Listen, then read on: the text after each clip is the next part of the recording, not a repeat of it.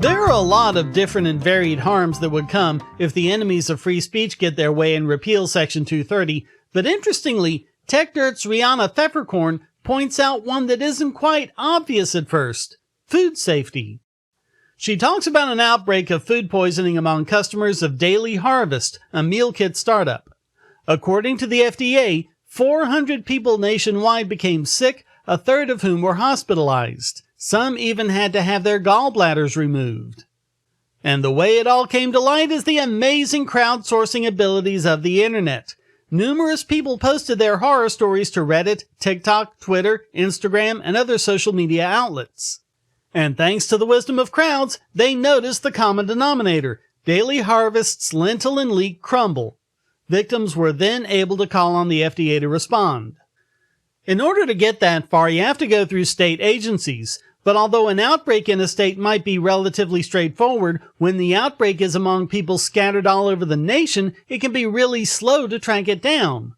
That's the big role that social media played.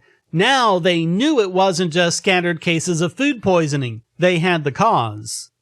But none of that would have happened without Section 230. Businesses have notoriously used every legal trick available to them to stop people from posting bad reviews. Everything from trademark violations to terms of service violations. But one thing they can't do is sue the social media sites where these are posted.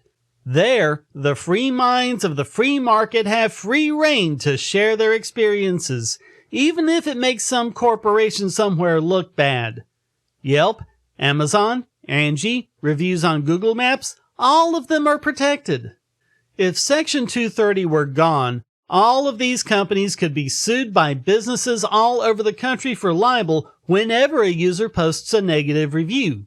After all, that's exactly what prompted Congress to pass Section 230 to begin with: Stratton Oakmont v. Prodigy, where a securities firm sued an ISP because of anonymous posters accusing them of criminal acts. Imagine if a site has to take down all negative reviews in order to avoid libel suits. You'd be left with only positive reviews, which would mislead people. And those misled people could themselves sue for negligence in removing information that could have warned them of harm. In other words, there'd be nothing at all a company could do to avoid libel. Well, other than shutting down entirely, that is. And as we saw directly with the Backpage case, these sites can actually help law enforcement as well as scientific research and consumer safety. But not if the information they need and use is taken down for fear of lawsuit. And given the fact that something as seemingly unrelated as food safety will be compromised by the repeal of Section 230, it's safe to say there's hardly any aspect of our lives that won't be adversely affected once it's gone.